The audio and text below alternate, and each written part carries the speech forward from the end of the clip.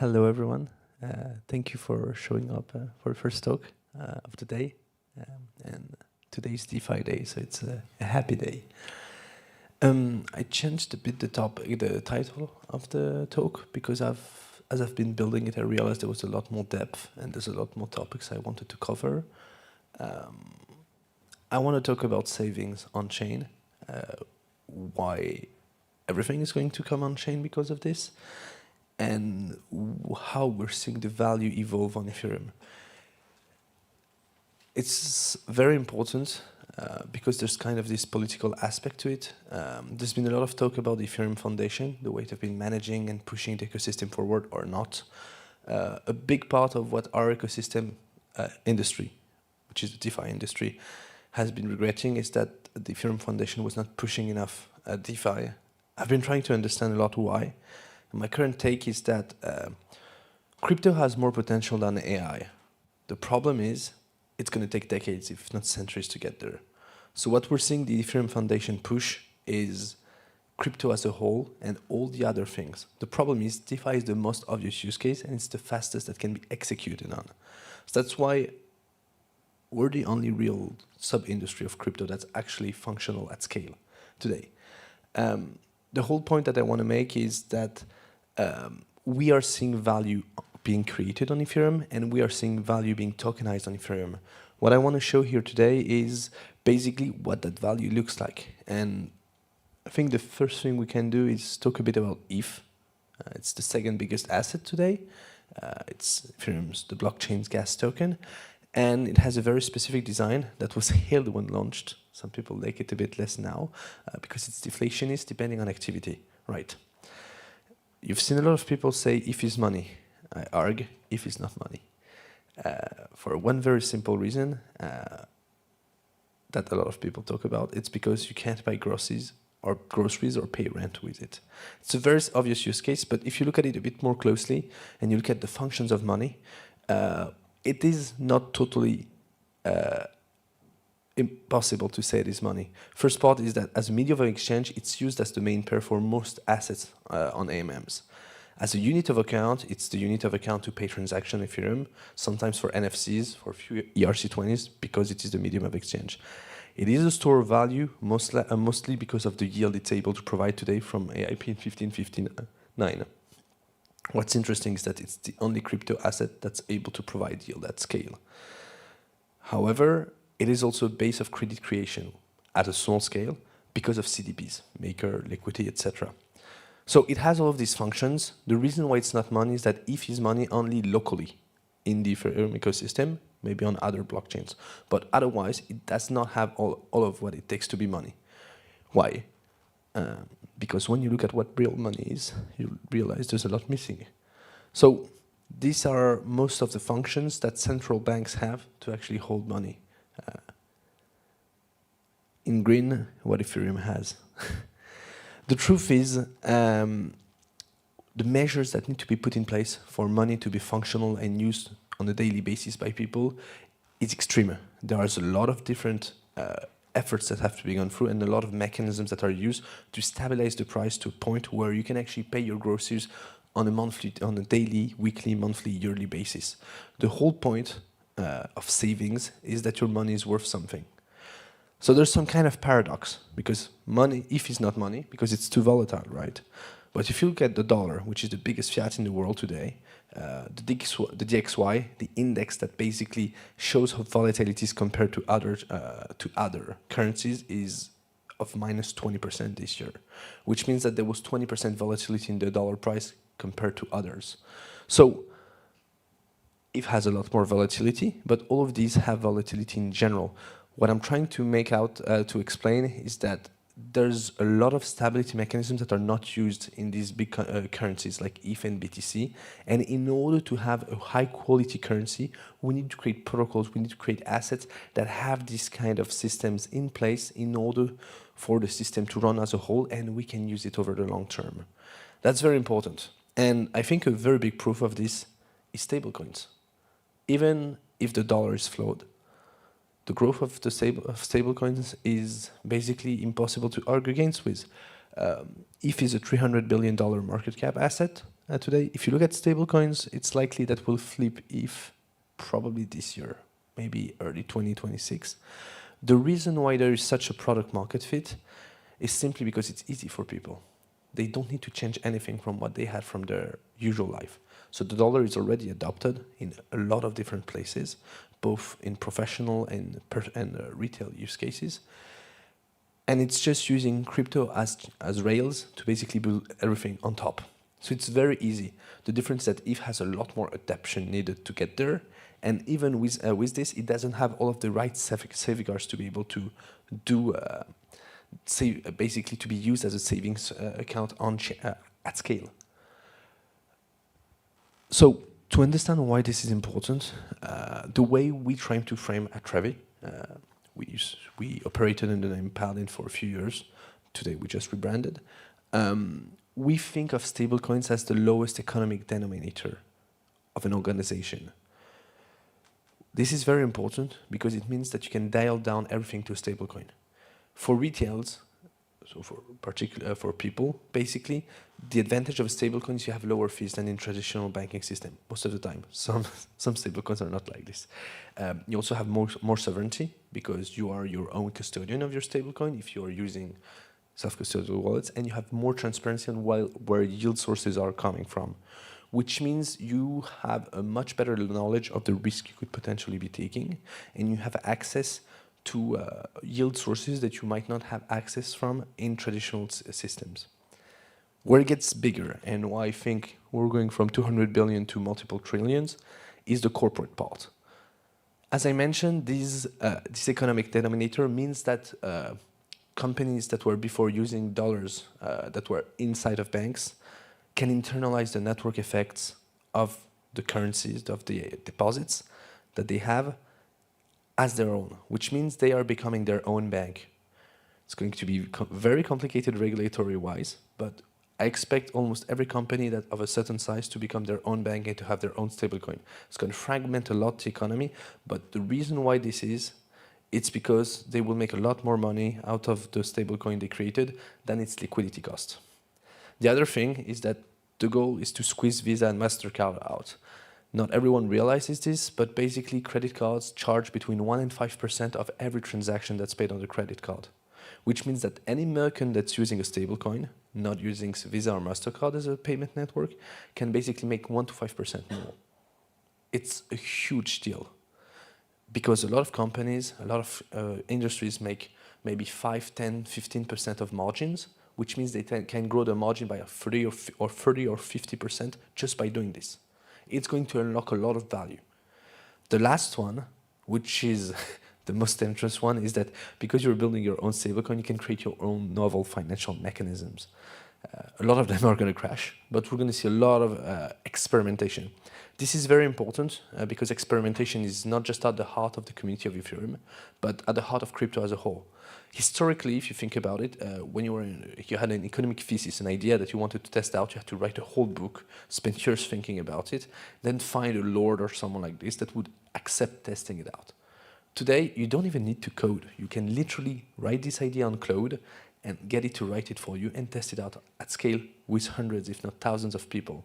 It's risky, sure, but it means we've reached the golden era of economic experimentation. And I think stablecoins are the very incarnation of this. So I've talked a lot about why stablecoins are interesting. Now it's time to understand why they are big. They are so big. To give you an idea, 79% of them are backed by T-bills. Why? Because it's one of the most profitable, safe things that you can have as collateral. I have a strong opinion about T-bills. I'm not going to get into it today. But the idea is to understand that today's stablecoin equals dollars backed by T-bills. 99.8% of the stablecoins are dollars. We can think of them as an extension of the dollar by itself. If you look at Tether just published a page that's called USDT.network, and if you look on it, they talk themselves about the next extension of the dollar. So the dollar grew its power through two historic mechanisms. The first one was the euro dollar after the Second World War, and then the second one was the petrodollar.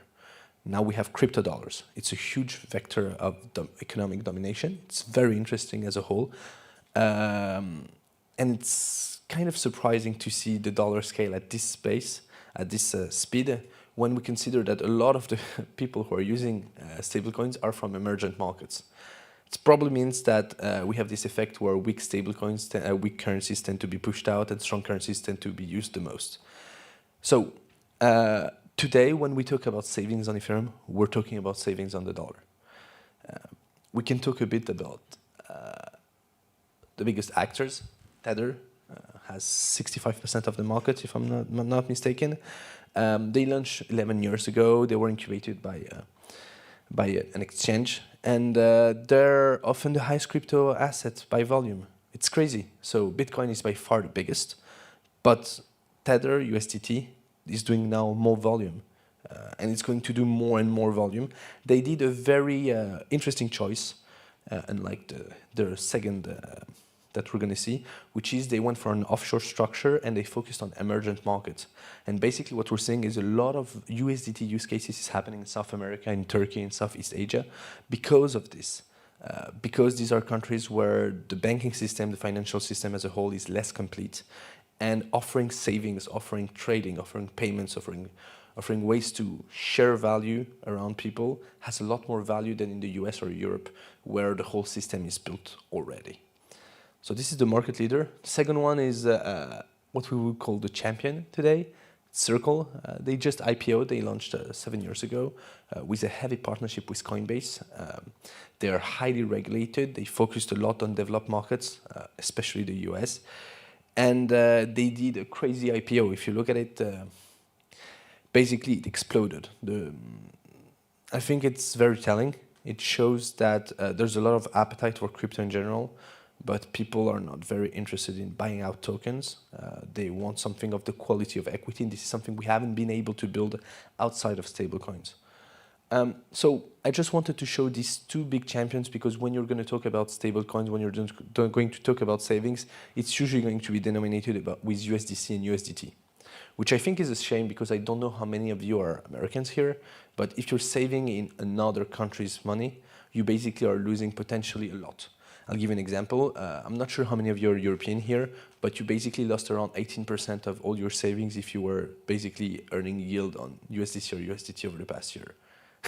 This is how crazy it can be. And the thing is, there's no real data, unless you track the GXY or something like this, that actually shows you that it's not really the best strategy for you, especially if you're going to keep paying for your rent, your groceries in euro and not in dollar. So we can talk a bit about other stablecoins, and they've also been growing, right? Nothing like USD denominated ones, but it's roughly 0.3% of the industry, and it's mostly euro, which is good for us as Europeans, but it's a bit worrying, because most of the use case we're seeing actually of stablecoins, as I mentioned before, comes from non-developed countries, emergent markets, what we would call. There's a talk, I think it was yesterday, that Mason Fortune that was explaining why the euro would be a $100 billion stablecoin market.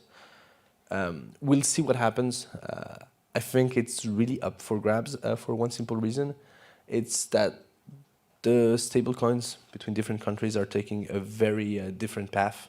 In the US, the American president has taken the decision of really pushing towards private money, enabling anyone to build their own stablecoin, and that's why you can hear us say there's going to be thousands of stablecoins. I think there's going to be over 1,000 by the end of 2025. I think there's going to be 5,000 to 10,000 by the end of 2026, because every single company will be allowed to build their own. If you look at the Genius Act, the MiCA Act, they're specifically for payments, right? But there's going to be more developed texts that are going to come for people to build financial instruments on top or under their stablecoin. The other path is the one Europe seems to be pushing, and it's more or less confirmed that they want the CBDC to happen, which means they want the payments to be fully controlled by the European Central Bank, which means that all of this is going to die unless it's a savings account, a financial instrument, because stablecoins as payment will be nationally controlled. So it's a different path, it's a different choice. I also think it will kill the industry in Europe, because it's going to be extremely hard to be relevant, as payments is the biggest use case. So where do we go from here? We've talked a lot about fiat, we've talked about ETH. If ETH is not sufficient, do we need to build all of the banking mechanisms have shown before for ETH to be relevant. I would argue kind of. I don't think ETH or BTC will ever be sufficient money, but it's not because they're not that we can't build something else.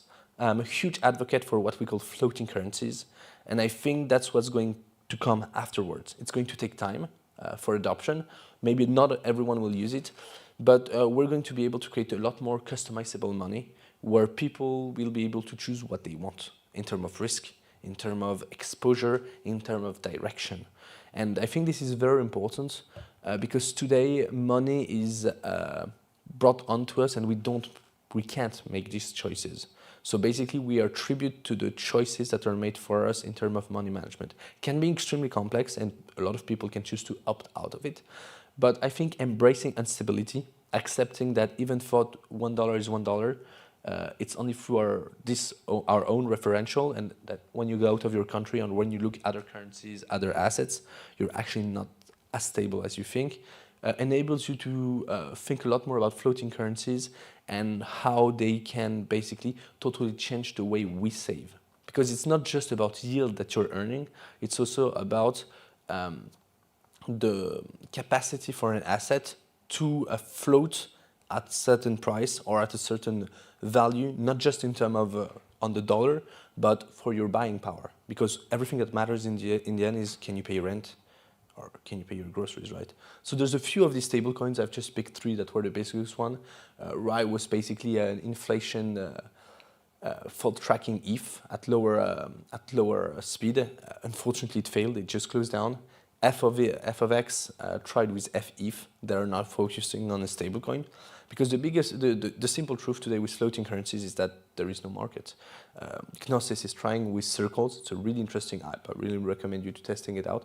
But today, these are very preliminary apps. I'm convinced at some point we'll be able to do currencies that will work at scale. But today, no one cares and there is no market for it. So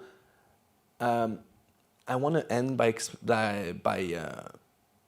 simply saying that while we think about savings and where we can earn revenue, it's very important to think about what we're earning revenue on, what's the base asset, and what are the trade-offs, because what are the things we spend on. Honestly, I don't think we are saving on-chain at scale today. It's going to happen a lot faster than we think. But what's going to happen is that enabling all of these rails, all of these financial instruments, all of these currencies to happen on-chain will save us in the sense that it will make us a lot more wealthy simply by evading all of the deflation, the inflation that we're seeing today. Thank you for your attention.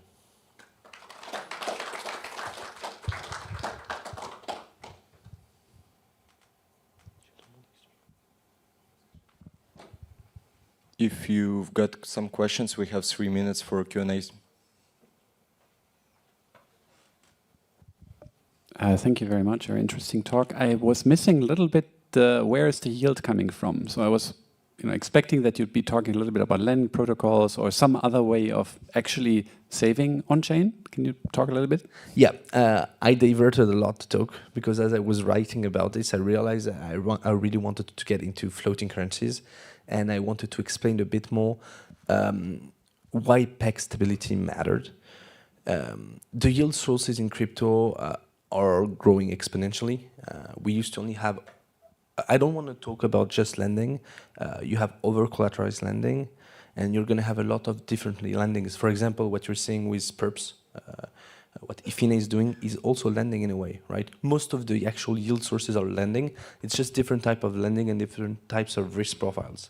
So depending on what you're doing, even T-bills, in a sense, you're lending out to a state, right? So I would argue that 99% of savings are lending. The question is, what kind of risk are you ready to take? And when we started in DeFi 4 years ago, people were discussing a lot about the fact that we're creating an industry without intermediaries. What we're coming back to is that we need intermediaries. We're seeing risk managers on lending protocols. We're seeing teams that are much more active. The reason why this is the case is that when you build complex financial products, you actually need to explain and dial them down for people, and you need to curate the parameters. So Yes, this is a very important part. I'm sorry, I changed. I tried to change the description, but it was a bit too late for the actual talk. But basically, the whole part where the yield sources come needs to be curated and needs to be shown transparently.